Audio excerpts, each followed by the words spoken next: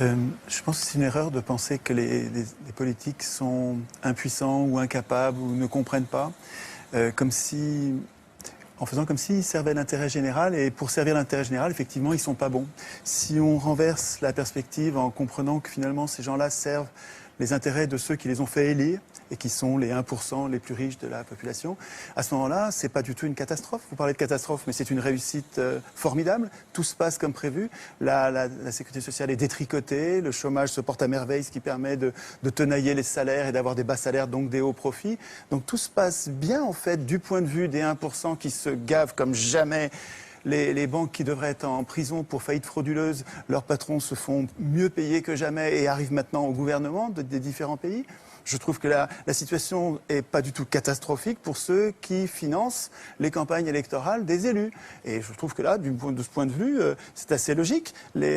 Hollande, il sert les intérêts de ceux qui l'ont fait élire en le faisant passer à la télé, dans les journaux. Et pourquoi une banque achète Libération? Pourquoi une banque achète Le Monde?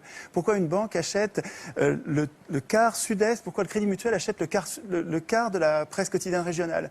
C'est pour gagner les élections. Et ensuite, les élus rendent des comptes à ceux qui les font élire. Le problème, c'est que nos élus ne doivent rien aux électeurs. Que vous votiez ou vous votiez pas, c'est pas vous, ce sera un autre. Ceux qui vont voter, c'est ceux qui regardent la télévision, qui sont pas politisés. Il faut qu'ils passent beaucoup à la télévision. Vous regardez les curseurs, c'est incroyable la similitude qu'il y a entre les courbes de passage à la télé et les résultats aux élections. Il suffit de monter les curseurs des challengers, vous les montez à 10, 15%, ça va donner l'impression de la pluralité. Et puis les deux partis qui ont la même politique de droite dure, qui s'appellent gauche et droite, mais en fait ils ont la même politique pour les industriels et les banquiers, les multinationales en fait. Mais vous les mettez au curseur plus haut et ils vont être élus l'un ou l'autre, en fait, peu importe, ils vont faire la même politique. Alors évidemment, les gens sont gentils, ils croient les candidats au moment des campagnes électorales, et c'est notre gentillesse qui fait la déception après 200 ans d'échec du suffrage universel qui permet aux riches d'acheter le pouvoir politique. Depuis qu'ils écrivent les constitutions, ces gens-là ont mis en place un système, d'abord censitaire, là au moins c'était clair, et ensuite universel quand ils sont aperçus.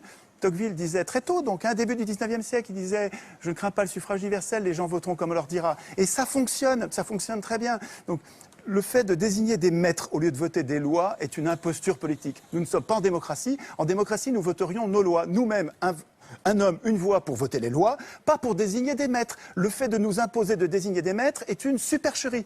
Ça donne un résultat plutocratique avec les riches qui dirigent depuis 200 ans.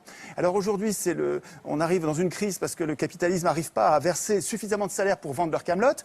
Alors effectivement, ils prétendent que le système est en crise comme si c'était un accident. Mais ce n'est pas du tout un accident. Les choses se passent comme d'habitude, avec une impuissance politique. Vous avez raison sur l'impuissance politique, mais cette impuissance politique, elle est programmée. Il y a un endroit où il est écrit que le peuple n'a aucune puissance. Ça s'appelle la Constitution. Le problème, c'est que tout le monde s'en fout. Nous nous foutons de la Constitution. C'est bien fait pour nous. C'est pas la faute des affreux qui dirigent, c'est notre faute à nous de ne pas écrire notre Constitution dans laquelle nous prévoirions notre puissance. Le référendum d'initiative populaire, les élections sans candidat ou les élections avec des primaires et avec l'impossibilité pour les condamnés de se représenter, etc. Notre impuissance tient à notre démission du processus constituant. Et tant qu'on bavarde sur ce que font les représentants politiques qui sont les représentants des riches, on passe à côté de la cause de nos problèmes. Donc il me semble qu'en recentrant la réflexion sur la cause de nos problèmes, on arrive à trouver des solutions.